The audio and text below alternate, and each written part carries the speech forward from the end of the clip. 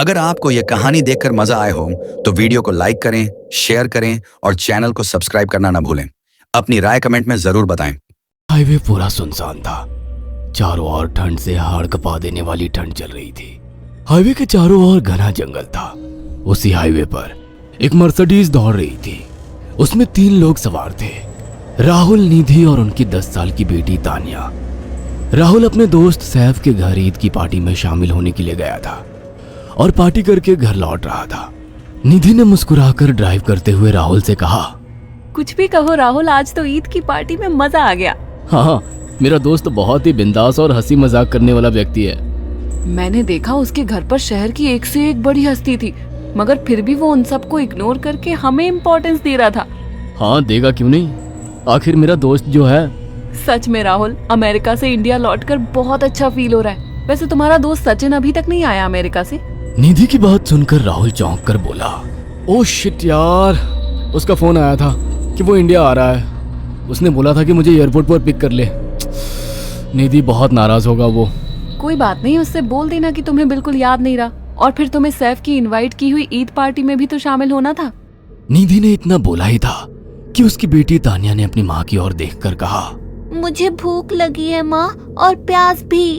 तानिया की बात पर निधि ने बुरा सा मुंह बनाकर उसकी ओर देखकर कहा, पार्टी में तो इतना खाया था तुमने, फिर भी भूख लगी है। निधि की बात पर तानिया ने मासूम सा चेहरा बनाकर कहा, कोई बात नहीं मम्मी, मुझे पानी ही पिला दीजिए।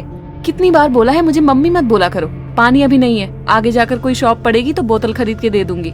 निधि की बात पर राहुल ने मुस्कुराकर कहा, छोटी बच्ची है निधि, इतना नाराज होना सही नहीं है।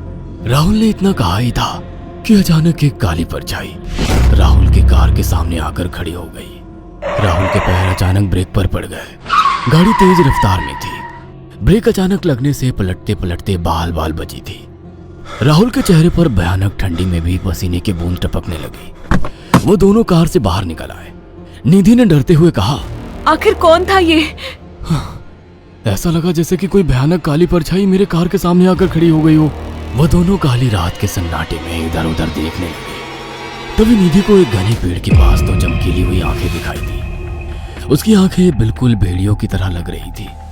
निधि ने चीखते हुए राहुल से कहा, राहुल देखो कौन है वो, जल्दी से गाड़ी में बैठो, मुझे बहुत डर लग रहा है। राहुल ने उस तरफ देखा तो उसके रोंगटे खड़े हो गए। वो दोनों गाड़ी के अंदर बैठने ही वाले थे कि अचानक एक अजीब सा चेहरा वाला भयानक सा आदमी बिजली की रफ्तार से उनके सामने आकर खड़ा हो गया। राहुल ने देखा कि उसका चेहरा बिल्कुल सड़ा हुआ था और उसकी आंखें भेड़िए की तरह चमक रही थी। उसके लंबे लंबे बाल उसके कंधे तक आ रहे थे और उसके दांत भेड़िए की तरह बाहर की ओर निकल रहे थे। हाथों की जगह नुकीले पंजे थे। राहुल को देखकर अजीब से अंदाज में हंसने लगा, मगर जैसे ही राहुल की नजर उसके कपड़ों पर गई, राहुल की आंखें फटी की फटी रह गई। वो हकलाते हुए बोला, भाईजान, भाईजान, मुझे माफ कर दो, मुझे छोड़ दो। राहुल ने इतना कहा ही था कि अचानक उस अजीब से दिखने वाले भयानक आदमी ने अपने पंजों से राहुल की गर्दन कसकर पकड़ ली और एक ही सेकंड में उखाड़ कर जमीन पर फेंक दी। राहुल के धड़ से लाल रंग का खून का फुहारा फूट पड़ा। इस भयानक मंजर को देखकर निधि के गले से एक जोरदार चीख निकल गई। निधि इससे पहले भागती कि अचानक उस भयानक दिखने वाले आदमी ने निधि को पकड़ लिया और अपने नुकीले पंजे उसके पेट में गड़ा दिए और उसकी अतड़ियां बाहर निकाल दी। निधि की एक दिल दहला देने वाली चीख सन्नाटे को चीर गई।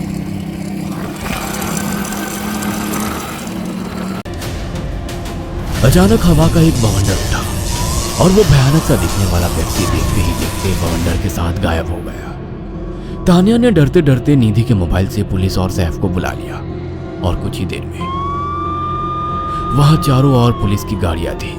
पुलिस ने राहुल के दोनों दोस्त सैफ और सचिन को वहीं बुला लिया। इंस्पेक्टर अर्जुन ने दोनों से कहा, मैंने ऐसी हत्याएं अपने करियर में कभी पहले नहीं देखी। ये काम तो ना किसी जानवर का लगता है, ना ही किसी इंसान का। सचिन कपकपाती हुई आवाज में बोला, आप कहना क्या चाहते हैं? कुछ कह नहीं सकता। जिस किसी ने भी इन दोनों को मारा है उससे एक बात तो साबित होती है कि वो इन दोनों से हद से ज्यादा नफरत करता था। अब सारी सच्चाई तो यह बच्ची ही बता सकती है। इतना बोलकर इंस्पेक्टर अर्जुन तानिया के पास चला गया, जो बेहद डरी हुई थी। तानिया ने आंखों देखी सारी घटना इंस्पेक्टर अर्जुन को बता दी। तानिया की बात सुनकर इंस्पेक्टर अर्जुन कंफ्यूज चेहरा लेकर मोबाइल पर किसी से बात करने लगे। सचिन इंस्पेक्टर के पास आ गया और सैफ भी डरता हुआ इंस्पेक्टर अर्जुन के पास आकर बोला, क्या हुआ इंस्पेक्टर? तानिया ने क्या बताया? उसने जो बताया वो काबिल यकीन नहीं है। उसकी बात पर किसी भी तरह से यकीन नहीं किया जा सकता। फिर भी कुछ तो बताया इंस्पेक्टर। हाँ, उस बच्ची के मुताबिक एक भूत ने निधि और राहुल को बड़ी बेदर्दी से मारा है। इंस्पेक्टर की बात सुनकर दोनों बुरी तरह से चौंक गए। क्या मतलब है इस बात का? बच्ची बेहद डरी हुई है। हम आगे की तफ्तीश जारी रखेंगे। निधि और राहुल तो चले गए, अब तानिया को मैं रख लूंगा। नहीं, राहुल मेरा अच्छा दोस्त था। तानिया अब मेरे साथ रहेगी। देखिए, बच्ची के माँ बाप अब इस दुनिया में नहीं है और आप दोनों भी शादीशुदा है। मुझे नहीं लगता कि आप दोनों बच्ची की सही से देखभाल कर सकते हैं। मेरी कोई औलाद नहीं है। मैंने अपनी पत्नी को फोन कर दिया है, वो भी IPS ऑफिसर है। ये बच्ची आज से मेरे साथ रहेगी। उसका मासूम चेहरा मेरे दिल में उतर गया है। अब तुम दोनों जा सकते हो। पूछताछ के लिए मैं जब भी तुम्हें बुलाऊं तुम दोनों आ जाना। इंस्पेक्टर ने यह बात बोली ही थी कि अचानक वहां पर मौसम बदल गया।